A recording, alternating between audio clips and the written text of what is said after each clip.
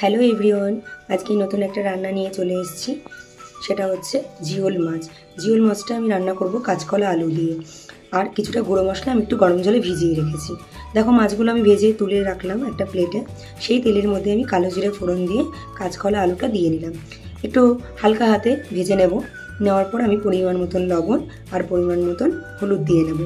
দিয়ে নেওয়ার পর খুব ভালো করে আমি ভেজে নেব। আর আমি 2-3টে কাঁচা লঙ্কা দিয়ে নিয়েছি। এরপর আমি যে গরম জলে গুঁড়ো মশলাগুলো ভিজিয়ে রেখেছিলাম সেই মশলাগুলো দিলাম। সেই মশলার মধ্যে আছে একটু লঙ্কার গুঁড়ো, একটু ধনে গুঁড়ো, একটু জিরে গুঁড়ো। তো মশলার সাথে খুব ভালো করে আমি কাঁচকলা আর আলুটা মিশিয়ে নিয়ে এইবার আমি ঢেকে দেবো। ঢেকে এই কারণেই দেবো যাতে মশলার সাথে খুব ভালো করে মিশে যায় কাঁচকলা আলুটা। দেখো এবার ঢাকনা খুলে একটু নাড়িয়ে নিচ্ছি।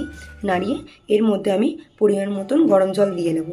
তোমরা সবাই গরম জলই দিয়ে নেবে। তোমরা সবাই অবশ্যই গরম জল দেবে। গরম জল দেওয়ার জন্যই এই ঝোলটা খুব সুন্দর খেতে হয়।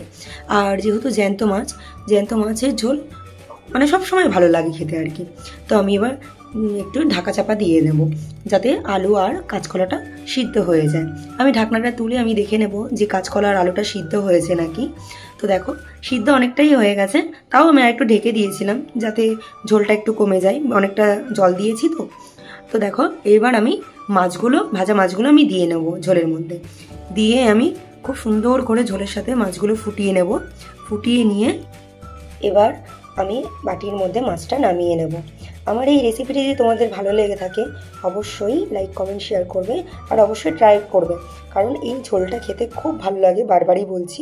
তো চলো এভরিওয়ান, আজকে এই পর্যন্ত, টাটা।